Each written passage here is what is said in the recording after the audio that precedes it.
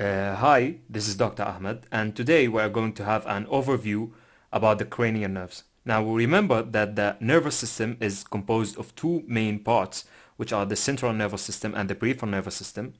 Now, we are not going to go into some details about the central nervous system. Now, the peripheral nervous system is actually composed of two main parts, let's say. The first part are the nerves that originate from the brain, which are called the cranial nerves, which is the subject of today's lecture. And the other part of the peripheral nervous system are called the spinal nerves, which are the nerves that originate from the spinal cord. Now, in today's lecture, we are going to talk about the cranial nerves, which are the nerves that originate from the brain. These cranial nerves are 12 in number, as you can see. Each of these cranial nerves have a specific name, a specific Roman numeral, and is attached to different parts of the brain and the brainstem, and exits or enters the skull through a specific foramen. And each one of these nerves also have a specific function, and I'm going to explain the functions of each cranial nerve in the next image.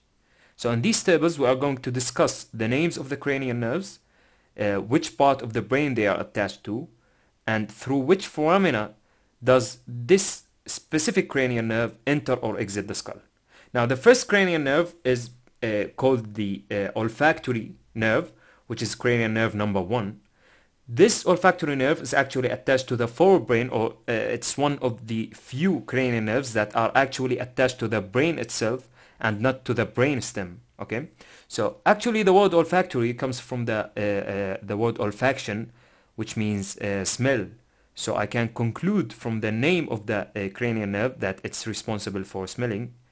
Okay, and this nerve enters the skull through a foramen in the ethmoid bone, or multiple foramina actually of the ethmoid bone, called the cribriform foramina, which are found in the cribriform plate of the ethmoid bone or horizontal plate of the ethmoid bone. The second cranial nerve is called the optic nerve, and this optic nerve is also attached to the forebrain, not to the brainstem. So we have actually two cranial nerves, which are number 1 and number 2. These cranial nerves are not attached to the brainstem, while all the rest of the cranial nerves are attached to the brainstem. So the second cranial nerve is called the optic nerve. It's attached to the forebrain, and it enters the skull through the optic canal. Okay. The word optic, actually, when I hear the word optic, we see it a lot in places or shops that are specialized in glasses. So I can conclude from the name of the nerve that it has something to do with the eye. Okay, and we are going to find this out later on. Now, the third cranial nerve is called the oculomotor cranial nerve. It is attached to the midbrain, which is the first part of the brainstem. Now, the brainstem is actually the part that connects the cortex of the brain to the spinal cord. So the cortex is superior to the brainstem and the spinal cord is inferior to the brainstem. Now, actually, the brainstem has 3 main parts. The superior part is called the midbrain, and I can remember that the superior part of the brainstem is the midbrain because it's closer to the brain itself, you know. So this is the first part of the brainstem. The second part of the brainstem is called the pons, and the last part is called the medulla oblongata, which is continuous inferiorly with the spinal cord. Now, from this cranial nerve, or the cranial nerve number 3, goes through the superior orbital fissure, which is one of the foramina that are found in the skull. I'm not going to go into deep details about the foramina and the fissures of the skull. I believe this has to be in another lecture. So oculomotor nerve. So oculo, it has something to do with the eye also, and motor is for a motor or movement. Okay, so when I hear the word oculomotor, so it has something to do with the movement of the eye. Okay, now the fourth cranial nerve, or in Roman called IV, okay, is called the trochlear nerve. It's attached to the midbrain also, which is the first part of the brainstem, and it goes through the superior orbital fissure. Now, it's called the trochlear nerve because it actually winds around a small structure in the orbit, which is called the trochlea. Now, because it winds around this structure, which is called the trochlea, they called it the trochlear nerve. Okay. Now the fifth cranial nerve is actually the biggest cranial nerve.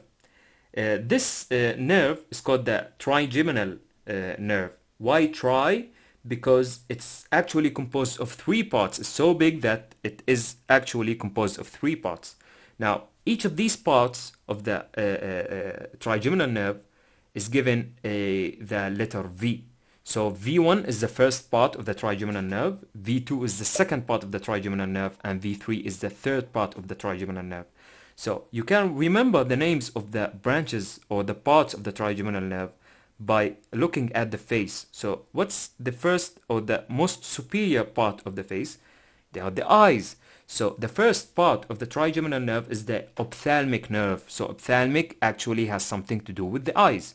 Now, if I go just inferior to the eyes or the orbits or the orbital cavity, I have the bone that makes like the anterior part of my face up between the eyes and the mouth.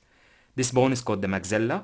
So because it's inferior to the orbit or inferior to the eyes, the second part of the trigeminal nerve is actually called the maxillary nerve. Now, if I go beneath the mouth or inferior to the mouth, I will find this big bone, which is the only movable bone of the skull, which is called the mandible. So the third part of the trigeminal nerve is called the mandibular nerve. So think about a face and go from superior to inferior, and you will conclude the names of the branches of the trigeminal nerve. Okay, so this trigeminal nerve is actually attached to the pons, which is the second part of the brainstem. Each one of these branches of the trigeminal nerve goes through different foramina in the skull. So V1 or the ophthalmic nerve goes through the superior orbital fissure. V2 or the maxillary nerve goes through the foramen rotundum, and V3 or the mandibular nerve goes through the foramen ovale. Okay. The sixth cranial nerve is called the abducens nerve. Okay. It's attached to the pons, which is the second part of the brainstem, and it goes through the superior orbital fissure.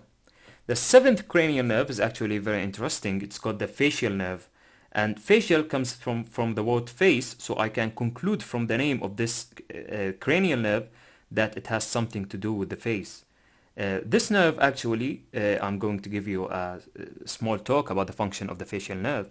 Now, the facial nerve actually controls the muscles of the facial expression.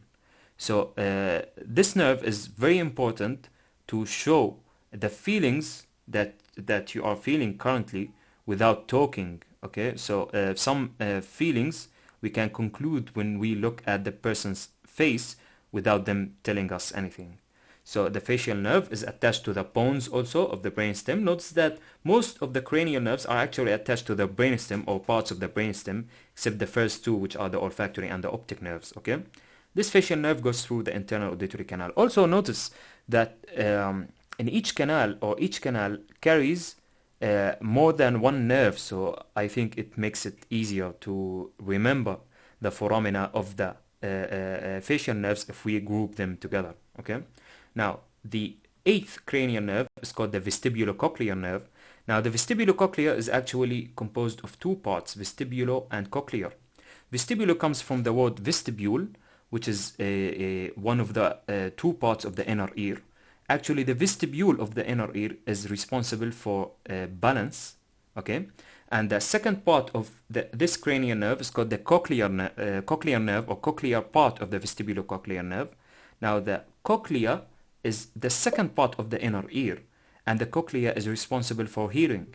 So vestibulocochlear nerve, from its name, I can conclude that it's responsible for two main things. It's responsible for hearing, and it's responsible for balance. Okay, it's also attached to the pons of the brainstem, and it goes through the internal auditory canal of the skull. Now, the ninth cranial nerve is called the glossopharyngeal nerve, and this nerve is also composed of two parts. The word glosso actually means tongue, so I can conclude that it has something to do with the tongue, and pharyngeal comes from the word pharynx, which is the common pathway of air and food before they diverge into the respiratory system or the digestive system. Now, this glossopharyngeal nerve is attached to the medulla of the brainstem, which is the third part and the most or the closest part to the spinal cord. It goes through the jugular foramen. Okay. The 10th cranial nerve, which is also very interesting because it's also called the wanderer nerve. This nerve actually doesn't know where it's going, I guess, because it goes to so many different things that the main function of the vagus nerve is actually not very determined. Now, the vagus nerve is the 10th cranial nerve. It's attached to the medulla of the brainstem, the third part of the brainstem, and it also goes through the jugular foramen. Now, the 11th cranial nerve is called the accessory cranial nerve, and actually the name, the more correct name of the accessory nerve is spinal accessory nerve. Why? Because this spinal nerve actually, or most of this cranial nerve originates from the spinal cord, okay? So it's better to call it the spinal accessory nerve, or cranial nerve number 11. Now, this cranial nerve is attached to the medulla of the brainstem, and it also goes through the jugular foramen. Now, the last cranial nerve, or the cranial nerve number 12, is called the hypoglossal nerve. And as we have said, the word glossal means tongue, so I can conclude that this cranial nerve actually has something to do with the tongue. And it does, because the hypoglossal nerve innervates the internal and external muscles of the tongue. Now, the tongue is actually a muscle, and the muscles that compose the tongue are divided into two categories. They are called the internal muscles of the tongue or the external muscles of the tongue. And both of these categories, almost both of these categories, are supplied by the hypoglossal nerve or the cranial nerve number 12. Now, this cranial nerve, obviously, it's attached to the medulla because there is no fourth part of the brainstem, and it goes through the hypoglossal canal, which is found on either side of the foramen magnum. Now, this photo actually summarizes the places of each cranial nerve and the function of each cranial nerve. I'm going to have a quick overview about the function of each cranial nerve. And remember, if you dive deep into these cranial nerves, you will find extra information and functions of each cranial nerve. But consider this as an overview. So, the first cranial nerve, we have said that it's called the olfactory nerve. It's a pure sensory nerve, so it's responsible for sensation. Actually, it's the nerve that senses the special sensation of smell. Okay, so smell is one of the special sensations, and the nerve responsible for the sensation of smell is called the olfactory nerve. Okay, it's actually found in the nose. So if we look into the nasal cavity, this is a lateral view of the nasal cavity. So we have this small rootlets. Okay. These small rootlets are found in the nasal mucosa, okay, and these rootlets actually attach to the particles that we smell, okay, and they are going to send information to this structure, which is called the olfactory bulb, and from the olfactory bulb arises this is the olfactory bulb. From the olfactory bulb arises the olfactory tract, which carries this information into the specific area of the brain responsible for smell. Okay, this is the first cranial nerve. Now, the second cranial nerve, which is called the optic nerve, is actually also a pure sensory nerve. It carries information from the retina, from the back of the eye, and sends all of these information into the specific area of the brain, specifically in the occipital lobe, and the brain is going to translate this information and makes us able to understand this information. Okay, now the third cranial nerve is called the oculomotor nerve, and we have said that from the name of this nerve I can conclude that the function of this nerve is the movement of the eye. Now the muscles that move the eye are called extraocular muscles. Okay, now extraocular muscles are 6 in number. They are called superior rectus, inferior rectus, medial rectus, lateral rectus, and two muscles, the superior oblique muscle and the inferior oblique muscle. Okay, now all of these muscles are supplied by the oculomotor nerve except two muscles, which are the lateral rectus and the superior oblique. Okay, so all of these four of these 6 muscles are supplied by the oculomotor nerve. Okay, except 2 muscles which are supplied by other cranial nerves that we are going to see in a moment. Okay, now the 4th cranial nerve is called the trochlear nerve, and we have said that this nerve is called trochlear because it winds around a structure called the trochlea, and actually it is found here. This is the trochlea. So because it winds around the trochlea, or the muscle that it supplies winds around the trochlea, so they call it the trochlear nerve. Now the trochlear nerve is a pure motor nerve. Okay, this nerve is going to supply one of the muscles, or the extraocular muscles, that was not supplied by the oculomotor nerve. Okay, this muscle is the superior oblique muscle. So the superior oblique muscle is supplied not by the oculomotor nerve, it's actually supplied by the 4th cranial nerve, which is the trochlear nerve. Okay, now cranial nerve number 5, which is the biggest cranial nerve, we have said, or the trigeminal nerve. This nerve actually gives 3 branches, and these are called the ophthalmic, maxillary, and mandibular. Now the trigeminal nerve has a multiple functions. Actually it has both motor and sensory divisions. Okay, so the sensory divisions of the trigeminal nerve supplies areas of the face. So the ophthalmic nerve, which is the first part of the trigeminal nerve, supplies the superior part of the face, or it carries sensory information from the superior part of the face. The next is the maxillary division, which also carries sensory information from the middle part of the face, and the mandibular division, which carries sensory information from the inferior part of the face, as we can see in this picture. Now this is the sensory division of the trigeminal nerve. The motor division of the trigeminal nerve actually supplies a group of muscles. These muscles are responsible for the mastication process, so they are called the muscles of mastication. These muscles of mastication are supplied by the trigeminal nerve, and specifically by the mandibular nerve. Okay, if we go deep into details of the cranial nerves, we can find that actually the ophthalmic and the maxillary divisions of the trigeminal nerve, they have no motor component, so actually they don't innervate the muscles of mastication. The only division that supplies the muscles of mastication or have a motor component is the 3rd part of the trigeminal nerve, which is called the mandibular nerve. Okay, now the 6th cranial nerve, or the so-called the abducens nerve, is a motor nerve. It supplies the last extraocular muscles that was not supplied by the oculomotor nerve, which is the lateral rectus muscle. It's named here the external rectus muscle, but it's the same actually. So in order to remember the innervation of the extraocular muscles, you have to think about this mnemonic. So you can remember LR6 SO4. Okay, so what does that mean? Simply remember that all of the extraocular muscles are supplied by the oculomotor nerve, except the lateral rectus, which is supplied by the abducens nerve, and the superior oblique muscle, which is supplied by the trochlear nerve, or the cranial nerve number 4. Okay, now this is the 6th nerve.